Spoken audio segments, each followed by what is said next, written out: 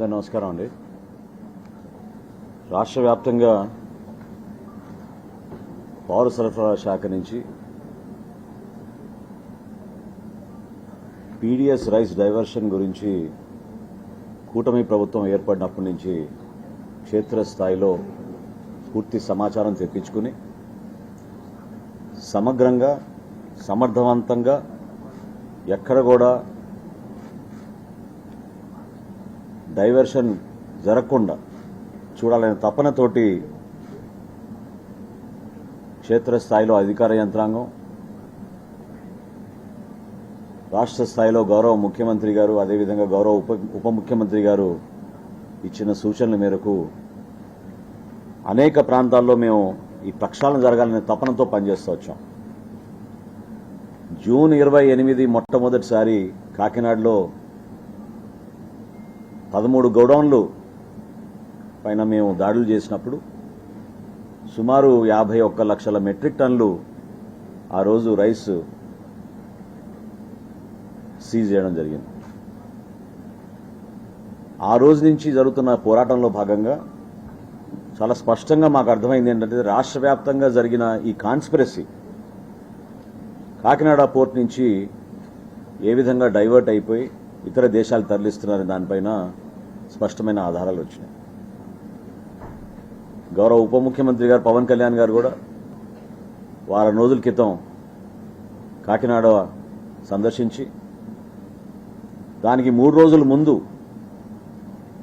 Stella అనే నౌకలో PDS rice divert అవుతోందనే సమాచారం అందించిన తర్వాత జిల్లా కలెక్టర్ గారిని ఇతర అధికారులను అక్కడ పంపించి వివరాలన్నీ తెప్పించుకున్న తర్వాత ఆయన స్వయంగా వచ్చారు ఇన్స్పెక్ట్ చేయడానికి. అక్కడ ఉన్న పరిస్థితులు, వాస్తవాలు రాష్ట్ర ప్రజలందరూ కూడా చూశారు.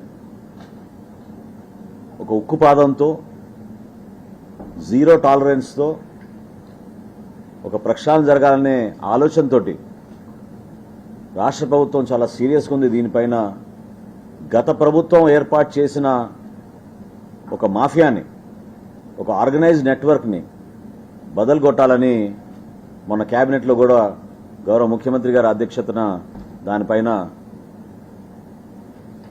డిస్కస్ చేయడం జరిగింది. ఈరోజు గౌరవ ముఖ్యమంత్రి గారు రాష్ట్ర ప్రభుత్వం తరఫున కాకినాడలో జరిగిన సంఘటనలు, ఈ రాష్ట్రంలో జరుగుతున్న పీడీఎస్ కేసులపైన, పీడీఎస్ స్మగ్లింగ్ పైన మేము నమోదు చేసిన కేసులు, వీటిపైన సమగ్రంగా విచారణ జరగాలనే ఉద్దేశంతో సిబిసిఐడి ఎంక్వైరీని గౌరవ ముఖ్యమంత్రి గారు ఆదేశించారు. ఇది ఖచ్చితంగా మనందరం కూడా హర్షించాల్సిన విషయం. పారదర్శకంగా, నిజాయితీగా పరిపాలన ఒక మార్పు ఉంది అని చూపించడానికి కోసం మేము అహర్నిశలు చేస్తున్న కృషిలో భాగంగా ఇంకా సమాచారం బయటికి రావాల్సిన సందర్భం వచ్చింది. కాబట్టి తప్పకుండా ఈ సిబిసిఐడి ఎంక్వైరీ దోహదపడుతుందని మా పౌర సరఫరాల శాఖ నుంచి మేము మనస్ఫూర్తిగా ముఖ్యమంత్రి గారికి, గౌరవ ఉప ముఖ్యమంత్రి గారికి ధన్యవాదాలు తెలుపుకుంటున్నాం. ఖచ్చితంగా మా డిపార్ట్మెంట్ నుంచి మేము సహకరిస్తాం. మా దగ్గర ఉన్న సమాచారం ఇప్పుడు వరకు కూటమి ప్రభుత్వం ఏర్పడిన తర్వాత రాష్ట్ర వ్యాప్తంగా జరిగిన దాడుల్లో 1066 కేసులు నమోదు చేశాం. 1066 కేసుల్లో 62,000 మెట్రిక్ టన్నులు బియ్యం మేము సీజ్ చేయడం జరిగింది. దాని మార్కెట్ విలువ 240 కోట్ల రూపాయలు. అయినా వీళ్ళు చేస్తున్న అరాచకంలో అది చాలా చిన్న శాతం అని మేము భావిస్తున్నాం. ఒక కాకినాడ పోర్టు నుంచే గత 3 సంవత్సరాల్లో 1,31,00,000 మెట్రిక్ టన్నుల బియ్యం ఎగుమతి జరిగిందంటే మీ అందరికీ తెలిసిన విషయం. అక్కడ ప్రధానంగా కేంద్రీకృతమై అదొక స్మగ్లింగ్ డన్గా ఏర్పాటు చేసుకుని రాష్ట్రానికి, ప్రజలకి నష్టం కలిగించే విధంగా వాళ్ళు పరిపాలించిన విధానం మీ అందరికీ కూడా ఈ పాటికే మీకు తెలిసింది. కాబట్టి ఈరోజు గౌరవ ముఖ్యమంత్రి గారు తీసుకున్న నిర్ణయాన్ని మనస్ఫూర్తిగా మేము హర్షం వ్యక్తపరుస్తూ ఈ విధమైన స్ఫూర్తి నింపినందుకు మాకు గౌరవ ఉప ముఖ్యమంత్రి గారు పవన్ కళ్యాణ్ గారికి ప్రత్యేకంగా ధన్యవాదాలు తెలుపుకుంటున్నాం. రాబోయే రోజుల్లో ఈ పూర్తి సమాచారం అందరికీ అందించే విధంగా మా తరఫు నుంచి మేము సహకారం అందించే విధంగా క్షేత్రస్థాయిలో ఎవరికైతే ఇంకా సమాచారం ఉందో దయచేసి మీరందరూ కూడా ఈ ఇన్వెస్టిగేషన్లో సహకరించండి, విలువైన సమాచారం అందించండి. అదేవిధంగా రాష్ట్ర వ్యాప్తంగా రైస్ మిల్లర్స్ని కూడా మేము రిక్వెస్ట్ చేస్తున్నాం. ఈ సందర్భంగా ధాన్యం కొనుగోలు విషయంలో కానివ్వండి, పీడీఎస్ రైస్ స్మగ్లింగ్ విషయంలో కానివ్వండి, మీరు ప్రభుత్వంతో పాటు కలిసి పనిచేయాల్సిందే. మీరు ప్రభుత్వం ఇచ్చిన ఆదేశాల్ని అమలు చేసే విధంగా నిజాయితీగా పారదర్శకంగా మీరు చేసుకున్న వ్యాపారాన్ని మేము ఎక్కడ కూడా మిమ్మల్ని ఇబ్బంది పెట్టకుండా ప్రభుత్వ కార్యక్రమాల్లో మీరు భాగస్వాములు అయ్యే విధంగా మీరు నిలబడాలి. అంతేగాని ప్రభుత్వ వ్యతిరేకంగా చేసే కార్యక్రమాల్లో మాత్రం మీరు పాల్గొంటే చాలా ఖచ్చితంగా వాళ్ళపైన యాక్షన్ తీసుకుంటాం. ఈ సందర్భంగా ఈరోజు విశాఖపట్నంలో ఒక రీజనల్ కాన్ఫరెన్స్ ఏర్పాటు చేశాం. ఉత్తరాంధ్రలో మేము ధాన్యం కొనుగోలు చేసే సందర్భంలో ఇక్కడున్న అధికార యంత్రాంగాన్ని సెన్సిటైజ్ చేయడానికి ఈరోజు ఈ కాన్ఫరెన్స్ ఏర్పాటు చేశాం. ఈ రోజు వరకు రాష్ట్రంలో ఈ ఖరీఫ్ సీజన్లో 10,59,000 మెట్రిక్ టన్నులు మేము ధాన్యం కొనుగోలు చేశాం. ఇదొక రికార్డు.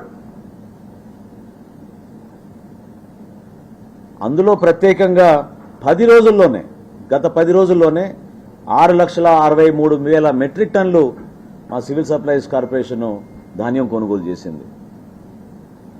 ఎవరైతే అనవసరంగా రోజు ప్రెస్ మీట్లు పెట్టి రకరకాల మాట్లాడుతున్నారో మీరు వచ్చి క్షేత్రస్థాయిలో మీరు పర్యటించండి, తెలుసుకోండి వాస్తవాలేంటో. ఉత్తరాంధ్రలో గత ప్రభుత్వం ఇదే రోజుకి కేవలం 2,092 మెట్రిక్ టన్నులు ధాన్యం కొనుగోలు చేశారు.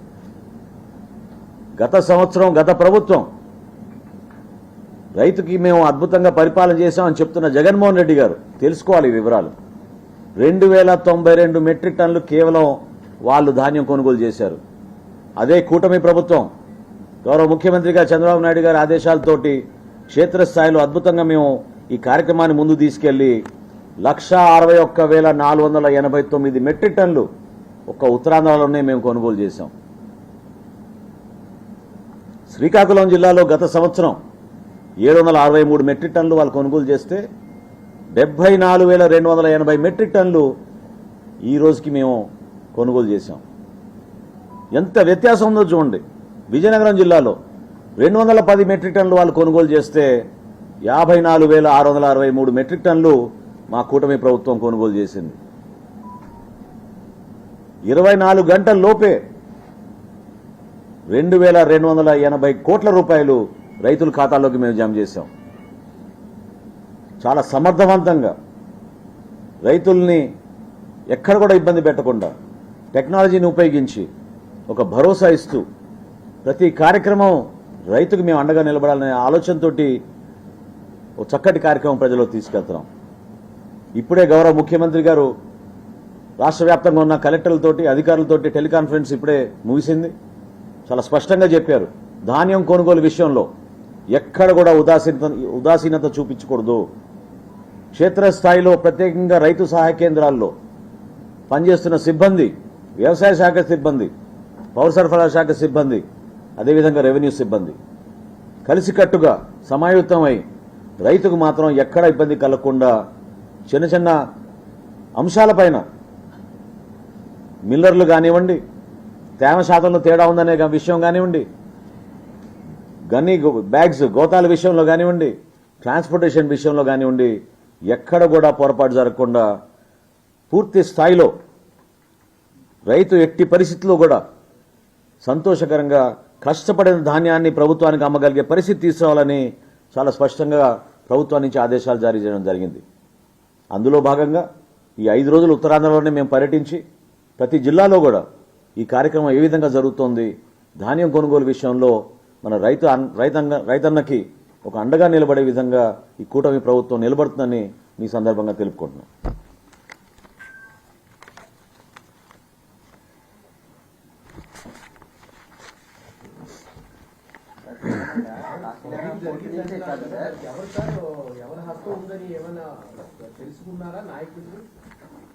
మళ్ళీ రిపీట్ చేయండి.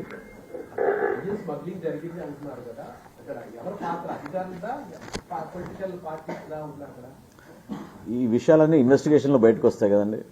ఇప్పుడు ఈ సీరియస్ అంశం అని గుర్తించి గౌరవ ముఖ్యమంత్రి గారు ఈరోజు సిబిసిఐడి ఎంక్వైరీ ఆర్డర్ చేశారు కాబట్టి ఖచ్చితంగా చాలా పారదర్శకంగా ఒక ప్రజలు ఏ విధంగా ఆందోళన చెందుతున్నారో, ఏ విధంగా అక్రమంగా బియ్యాన్ని వీళ్ళు తరలిస్తున్నారో వీటిపైన సమగ్రంగా విచారణ జరుగుతుంది.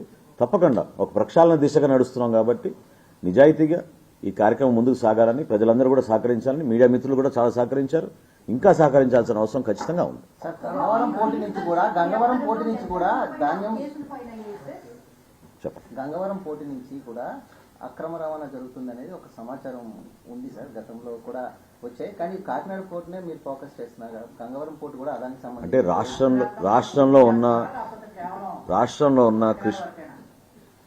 రాష్ట్రంలో ఉన్న ప్రధానమైన పోర్ట్స్ విశాఖపట్నం, గంగవరం, అదేవిధంగా కృష్ణపట్నం, ఈ 3 పోర్ట్స్ నుంచి బియ్యం ఎగుమతి మీద పోల్చుకుంటే దానికన్నా డబుల్ ఒక కాకినాడ నుంచే జరిగింది. దానిపైన అందుకనే మేము ప్రత్యేకంగా ఎందుకు కాకినాడ అనే దానిపైన చాలా క్లారిటీగా మీకు చెప్తున్నాం. ఖచ్చితంగా విశాఖపట్నం నుంచి కూడా రైస్ ఎగుమతులు జరుగుతున్నాయి. దానిపైన కూడా మా అధికార యంత్రాంగానికి ఉదయమే మేము అలర్ట్ చేశాం. ఇదే కాదు, చట్టంలో మార్పులు తీసుకొచ్చాం. పీడీ యాక్ట్ తీసుకొచ్చాం. ఈ రోజున రైస్ స్మగ్లింగ్, రైస్ స్మగ్లర్ ఎవరైతే పీడీఎస్ రైస్ని ఉపయోగించి ఎక్స్పోర్ట్ల కోసం వాడుతున్నారో వాళ్ళపైన పీడీ యాక్ట్ కూడా మేము ఇంప్లిమెంట్ చేయబోతున్నాం. సో తప్పకుండా ఇవన్నీ బయటకు వస్తాయి. ఒక్క పోర్టు మీదనే కాదు, ఇక ఒక వ్యక్తి గురించి కానే కాదండి. ఇది ఖచ్చితంగా ఒక ప్రక్షాళన జరగాలి.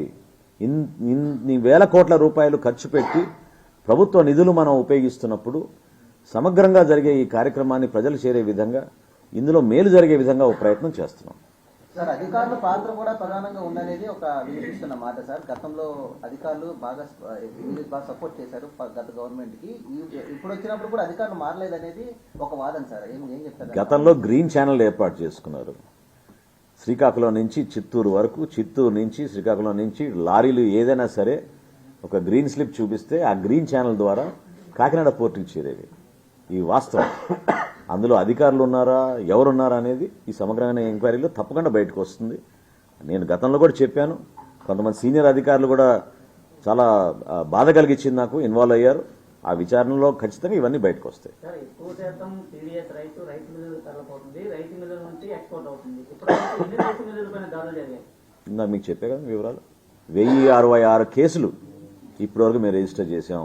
సార్, రాష్ట్ర వ్యాప్తంగా రాష్ట్ర వ్యాప్తంగా 1066 కేసెస్ మేము ఇప్పుడు రిజిస్టర్ చేశాం. కాబట్టి మీకు కనపడేది కొంతవరకు కనపడుతుంది, కానీ మేము రాష్ట్ర వ్యాప్తంగా అన్ని చోట్ల అనేక రైస్ మిల్లుల పైన, ఫేర్ ప్రైస్ షాపుల మీద, ఎండియూ వ్యాన్ల పైన, లారీల పైన ఎక్కడికక్కడ సమగ్రంగా మేము చెక్ చేస్తున్నాము. సార్, స్వయంగా మీరే రంగంలోకి దిగి చెక్ చేయాల్సిన పరిస్థితి ఎందుకు వస్తుంది అంటారు? మీరు ఆదేశాలు ఇచ్చినా ఎందుకు అక్కడ ఇన్ఫర్మేషన్ ఉన్న అధికారులు వెళ్ళలేకపోతున్నారు సార్? నాది కూడా బాధ్యత. ఖచ్చితంగా నేను లీడ్ చేయాలి.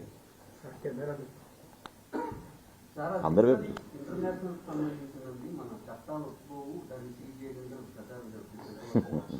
అది ప్రచారం వరకే. వాస్తవాలు ఏంటో మీకు తెలుసు. ప్రస్తుతం స్టెల్లా షిప్లో ప్రతి బస్తా చెక్ చేసే విధంగా కలెక్టర్ గారి ఆధ్వర్యంలో ఒక టీం ఫామ్ చేశాం.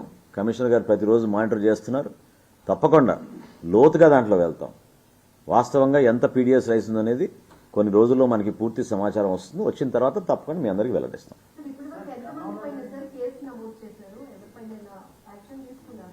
ఏమంటే కాకినాడలో ఫస్ట్ జరిగిన ఈ దాడుల్లో భాగంగా ఆ రోజు 13 కేసులు బుక్ చేశామండి. 14 ఎఫ్ఐఆర్లు రిజిస్టర్ అయినాయి. క్రిమినల్ కేసెస్ కూడా రిజిస్టర్ చేశాం.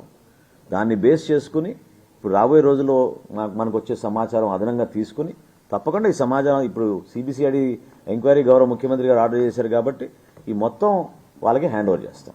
సార్, పోర్టులో ఈ చెక్ పోస్టులు లేకపోవడం అనేది ప్రధానంగా తరలిపోవడానికి కారణం అని చెప్తున్నారు సార్. అని మీరు వచ్చి 6 నెలలు అయింది, ఎందుకు దాని మీద దృష్టి పెట్టలేదు సార్? కాకినాడ పోర్టులో మాకు స్పెసిఫిక్ ఇన్ఫర్మేషన్ ఉండింది కాబట్టి అక్కడ 3 చెక్ పోస్టులు ఏర్పాటు చేశాం. అక్కడ చెకింగ్ జరుగుతోంది. మిగతా పోర్టుల్లో వచ్చింది, నాకు ఇన్ఫర్మేషన్ వచ్చింది. అదే ఈరోజు మార్నింగ్ మా ఆఫీసర్స్తో షేర్ చేసుకున్నాం, జాయింట్ కలెక్టర్స్తో షేర్ చేసుకున్నాం. అనేక ప్రాంతాల్లో జరుగుతోంది ఇది. దానిపైన కూడా తప్పకుండా మేము వీ విల్ టేక్ యాక్షన్. అందులో ఏమాత్రం కూడా డౌట్ లేదు. ఇప్పుడు వరకు వచ్చిన సమాచారం మీరు అడిగిన దానికి నేను చెప్తున్నాను. 729 మందిని మేము అరెస్ట్ చేశాం. రాష్ట్ర వ్యాప్తంగా కూటమి ప్రభుత్వం వచ్చిన తర్వాత 729 మందిని మేము అరెస్ట్ చేశాం. 102 వెహికల్స్ ని మేము సీజ్ చేశాం. సార్, ఈ రైస్ ఎక్స్పోర్ట్ అవుతుంది, ఏ కంట్రీస్ ఎక్స్పోర్ట్ అవుతుంది సార్? అండ్ ఇంత రైస్ పట్టుబడ్డానికి రీజన్ ఏంటి?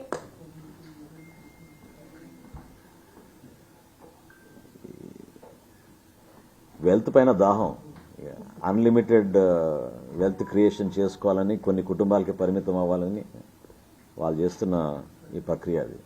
సో కొన్ని దేశాలకి ఎగుమతి అవుతుంది అనేది, ప్రత్యేకంగా కాకినాడ నుంచి మాత్రం ఎక్కువగా ఆఫ్రికా దేశాలకి ఎగుమతి అవుతుంది. సో ఎక్కువగా ఆఫ్రికా నేషన్స్కి ఎగుమతి అవుతుంది. రీసెంట్గా ఇండోనేషియా, థాయిలాండ్ ఇక్కడ కూడా చేస్తున్నారు, కానీ అది ఓన్లీ అడ్రస్ పరంగానే అనుకుంటున్నాం. ఇంకా లోతుగా వస్తాయి ఇన్ఫర్మేషన్ అంతా. ఇది పెద్ద ఎత్తున ఎగుమతి అంటే స్మగ్లింగ్ జరుగుతుంది అంటారు. వాళ్ళ స్థానిక నేతలు, అప్పటి స్థానిక నేతల ప్రమేయం లేకుండానే అలా జరుగుతుందా? అంటే ఏ స్థాయికి వీళ్ళ డబ్బు పైన వీళ్ళకున్న ఆకలి, దాహం అంటే మనం ఊహించలేం. అది కేంద్రీకృతమై కేవలం కొంతమంది వ్యక్తుల చేతుల్లోకి ఇది వెళ్ళిపోయి, క్షేత్రస్థాయిలోనేమో పాపం 10 రూపాయలది 12 రూపాయలు కొనుక్కుంటున్నాడు, 2 రూపాయలు వస్తుంది అతను. కానీ వీళ్ళేమో దాన్ని 70 రూపాయలకు అమ్ముకుంటున్నారు.